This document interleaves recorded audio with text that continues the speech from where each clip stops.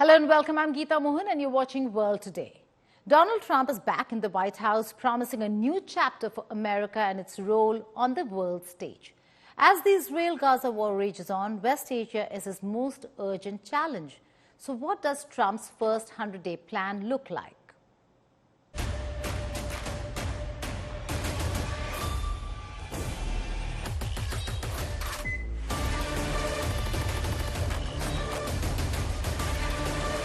Donald Trump has stormed back into the White House, and with his return comes the promise of reshaping America's role on the global stage. And nowhere is that more pressing than in West Asia. The region remains a tinderbox, with the Israel-Gaza war showing no signs of stopping. So as Trump plots his course for the first 100 days, the world is watching to see if his approach will deliver peace or further escalate tensions. Trump has always presented himself as Israel's staunchest ally, famously calling himself the nation's best friend. During his first term, he made several unprecedented moves that shifted the dynamics of the region. He recognized Jerusalem as Israel's capital, relocated the US embassy there, and acknowledged Israel's sovereignty over the Golan Heights. But perhaps his most notable achievement was brokering Abraham Accords, a series of agreements that normalized relations between Israel and key Arab states, including the UAE and Bahrain.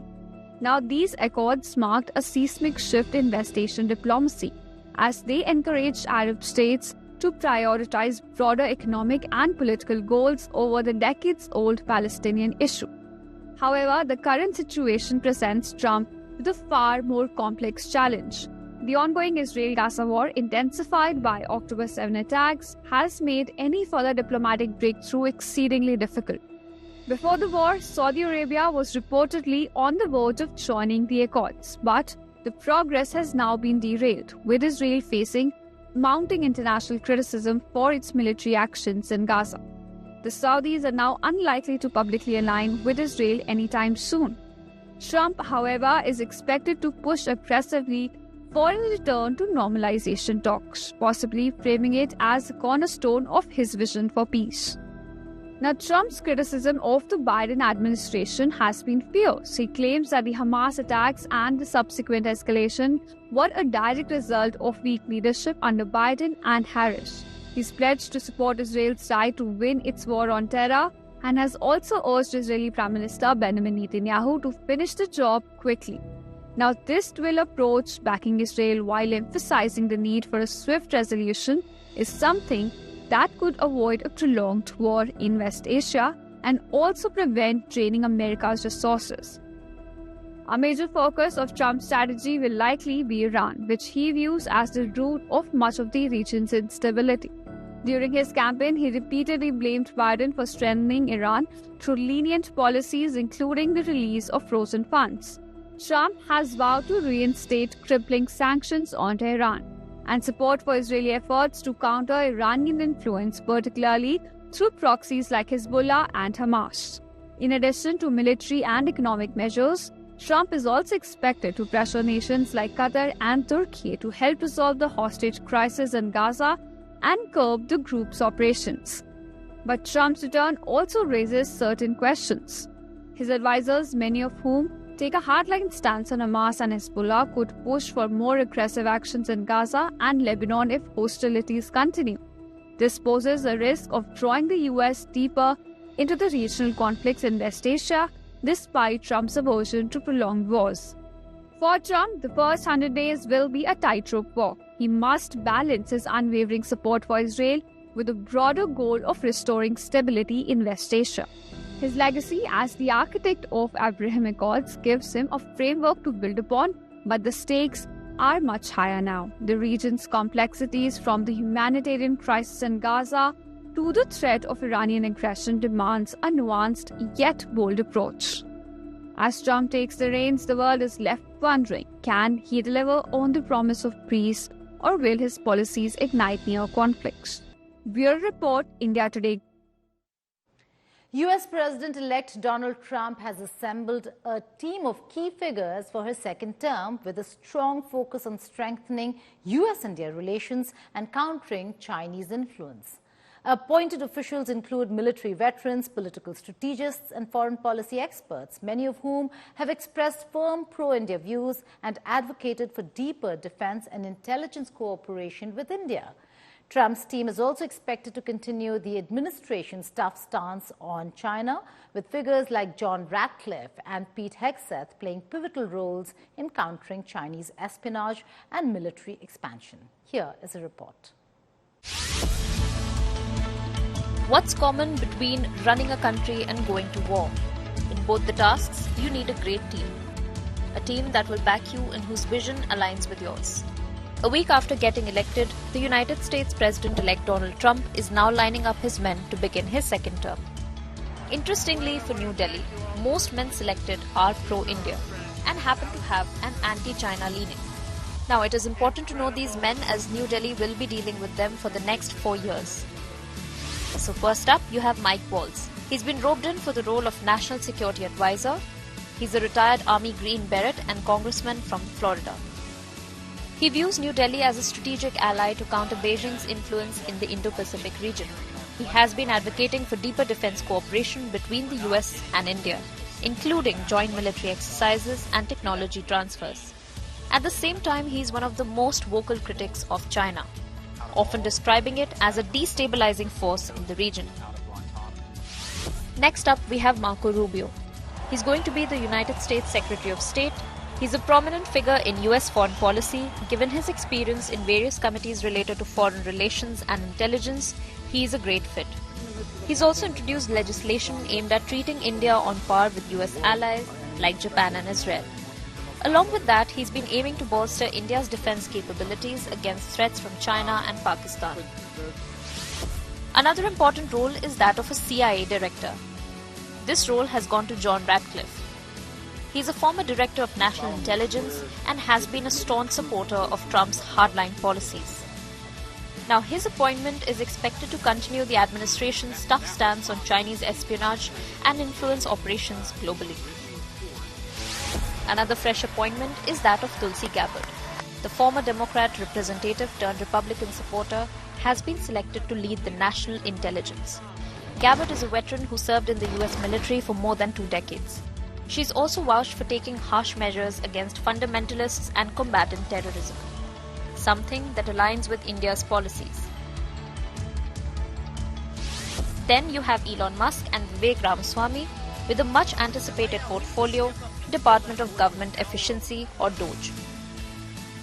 Musk and Ramaswamy both have expressed views that align with reducing bureaucratic inefficiencies, which could produce indirect benefits for US-India economic cooperation. Then you have Susie Wiles, a seasoned political strategist who has now become the White House Chief of Staff. While her role is more administrative, Wiles' influence could help shape policies that support US-India relations amidst growing tensions with China. Susie likes to stay in the background. She's not in the background. Another critical appointment is that of Pete Hegseth for the role of Secretary of Defense. He's a Fox News host and Army veteran with experience in military operations. And he is also someone who has been critical of China's military expansion and has advocated for strengthening US military readiness to counter such threats.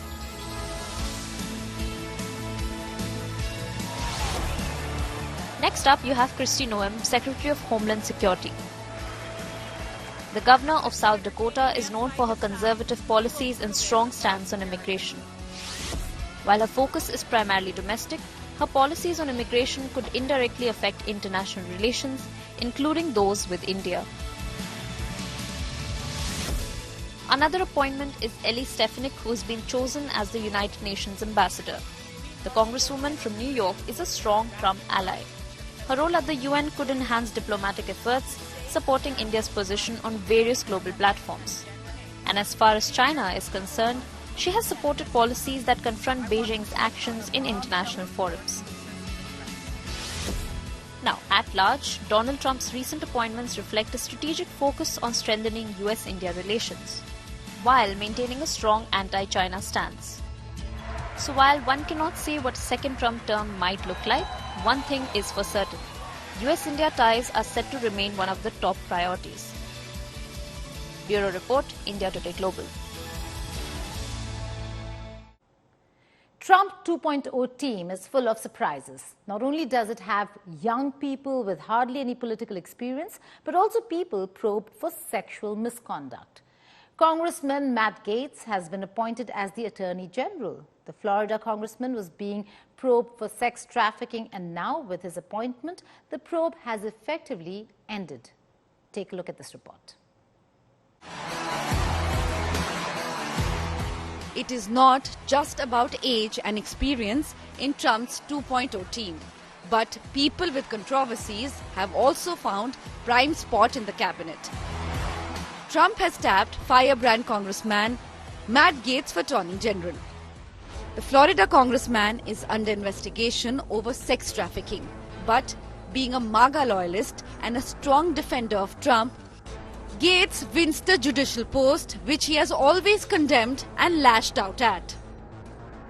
We've seen Gaetz time after time lash out at different representatives of the Justice Department whom he perceives as being biased for some reason against Donald Trump. And so he now has been selected to lead the same Justice Department that he has repeatedly condemned and railed against. One of the things that I think is really interesting to note about the appointment announcement, the selection announcement, is the virtues that Trump cites. And chief among those is essentially Gaetz's loyalty to him and the fact that he has been a defender of him during the course of the Russia investigation, and the fact that he shares, in Trump's view, Trump's desire to sort of dismantle elements of the Justice Department. The announcement follows Republicans' victory in the House of Representatives and the Senate. Gaetz, 42, has been under investigation by the House of Representatives Ethics Committee over allegations that he was part of a scheme that led to sex trafficking of a 17-year-old girl. Gaetz resigned from Congress following his appointment. The probe has effectively ended after Gaetz resigned, and there has been no publication of any findings in the case. But the Florida congressman needs to be confirmed by a Senate vote like other cabinet positions if he heads the Department of Justice. Earlier, the MAGA firebrand has spread a conspiracy theory that the January 6th riots were actually orchestrated by the left-leaning group Antifa. With Mahashweta Lala, Bureau Report, India Today. Trump's unprecedented victory has also seen the Republicans sweeping both the Senate and the House of Representatives. The Senate Republicans elected John Thune to lead the chamber next year. Republicans will hold at least 52 seats in the 100-seat Senate. Thune, 63, is seen as an even-tempered institutionalist and seasoned legislator who has close relationship with many of his fellow Republicans. A House Republican victory in Arizona alongside a win in California gave the GOP the 218 House victories that make up the majority.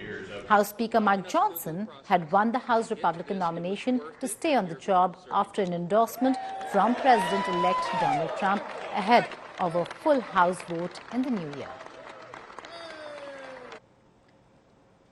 Welcome back to World Today.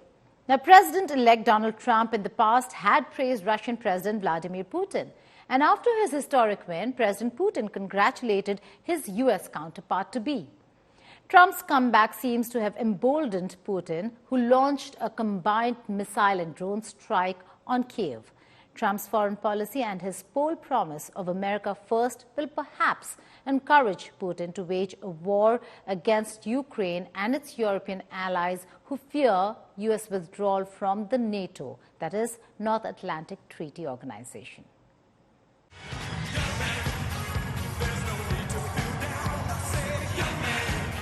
Days after Donald Trump made a historic comeback, Russia escalated the attack on Ukraine by launching a combined missile and drone strikes.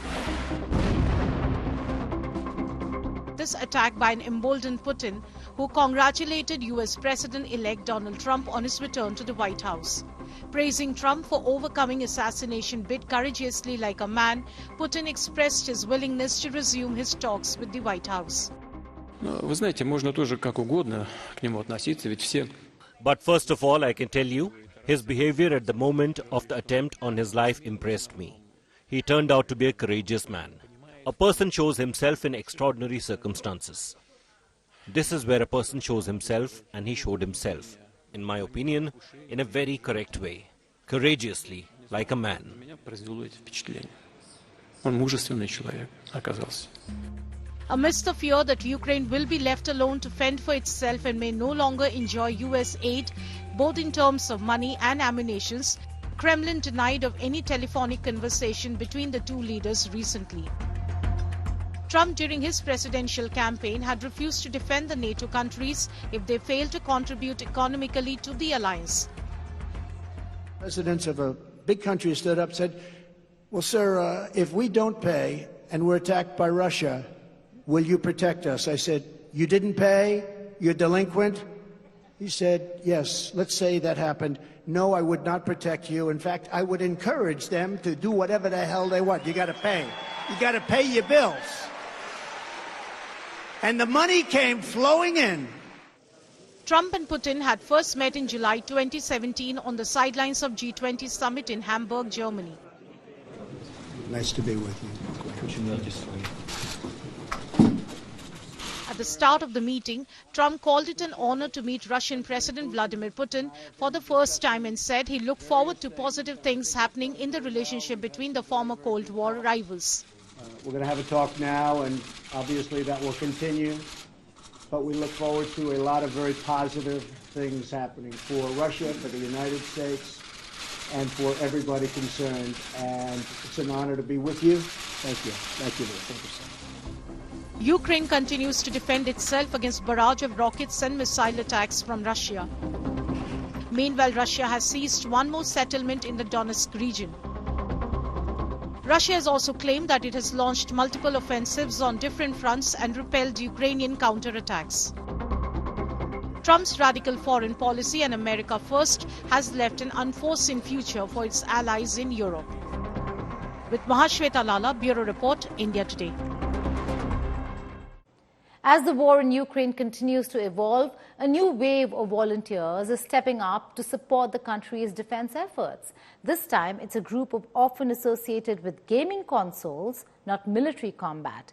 Ukrainian video gamers are using their skills to operate drones on the front lines against Russia. A new set of soldiers have entered the battlefield in the Russia-Ukraine war. With the war in Ukraine intensifying, the country has had to get creative in leveraging every available resource. And that includes the talents of young, tech-savvy citizens. And it turns out there's one surprising skill set perfectly suited for drone warfare: competitive video gaming. Well, it turns out that hours of gaming, often dismissed by parents and teachers as a waste of time, can translate surprisingly well into modern military skills. Ukraine's army saw the potential in its youth, particularly in those with backgrounds in esports and video gaming. The Ukrainian military recognized their unique advantage in terms of their superior hand-eye coordination, quick decision-making, and a high tolerance for the intensive, high-stakes environment of modern conflict. These were skills developed over years of gaming, and for young Ukrainians, a hobby that was once a pastime has now become a frontline profession. The modern battlefield is unlike anything the world has ever seen. Forget the stereotypical soldiers with ripped bodies and flexibility. In Ukraine, the elite drone pilots are young, sharp-eyed, and skilled in thumb agility. Drones have now become the deadliest weapons on the battlefield. And these small machines, equipped with explosives, can deliver the firepower of a grenade and a small bomb with the precision of a sniper, all while keeping their operators miles away from any actual fighting. In Ukraine's hands, drones have reshaped the landscape, creating a no-man's land where Russia's larger forces struggle to make any substantial advances. While Russia has the numbers, Ukraine's edge lies in the skill and creativity of its drone pilots. The Ukrainian army has been training these gamers to operate in a military capacity, using drones for tasks like surveillance, reconnaissance, and even tactical strikes on enemy positions. To facilitate this digital-to-battlefield transition, Ukrainian companies have developed drone control interfaces that closely mimic video game consoles. Some of the controllers these operators use are nearly identical to those they use in their gaming lives, making this transition not only possible, but almost natural. Ukraine's Ministry of Defense says that this similarity cuts down training time drastically. Now, there's something both inspiring and concerning about this tech-driven warfare. On the one hand, it levels the playing field, giving smaller nations a fighting chance against larger adversaries. But it's also worth pausing to consider the moral cost of remote warfare and what it means for the people who fight it. As the battle in Ukraine rages on, the lessons of drone warfare will likely resonate far beyond its borders. For now, Ukraine is arming its drone pilots with courage and creativity, but will it sustain in the longer run? That remains to be seen. In less than a month, the Indian Prime Minister and Chinese President could meet again on the sidelines of the G20 summit in Brazil. The stage appears to be set for another round of talks after the two met for the first time in the Russian city of Kazan since the Galwan clashes in May 2020. Prime Minister Modi and President Xi Jinping are both going to be in Rio de Janeiro for the G20 summit. The recent India-China pact on patrolling along the LOC led to thaw in ties after many rounds of military-level and diplomatic-level engagements. While there has been no announcement of a formal, structured dialogue between the two leaders on the sidelines of the G20, but their presence at yet another neutral venue provides another opportunity for both nations to rebuild ties.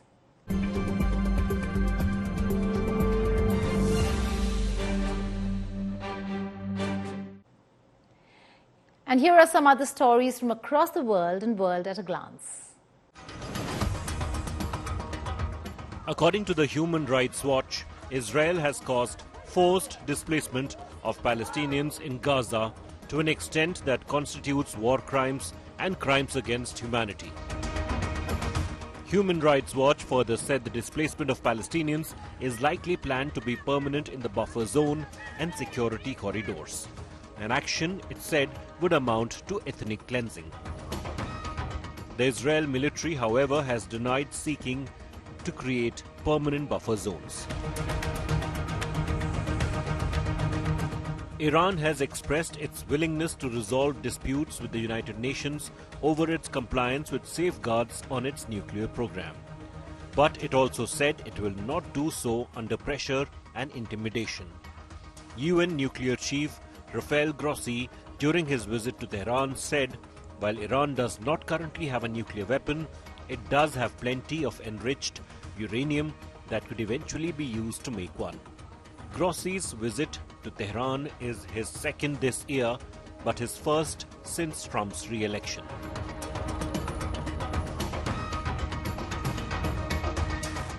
Italian President Sergio Mattarella has asked Elon Musk not to interfere in Italian affairs after the US billionaire said Rome judges blocking a government anti-immigration initiative should be sent packing.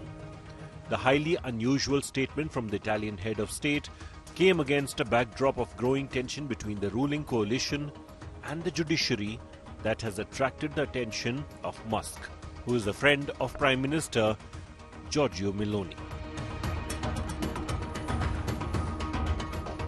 Brazilian police had identified the alleged suicide bomber who attempted to enter the Supreme Court on Wednesday night.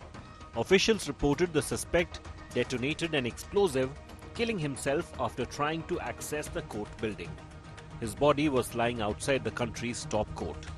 The blasts come just days ahead of the G20 summit in the Brazilian capital and a subsequent state visit by Chinese President Xi Jinping to Brasilia.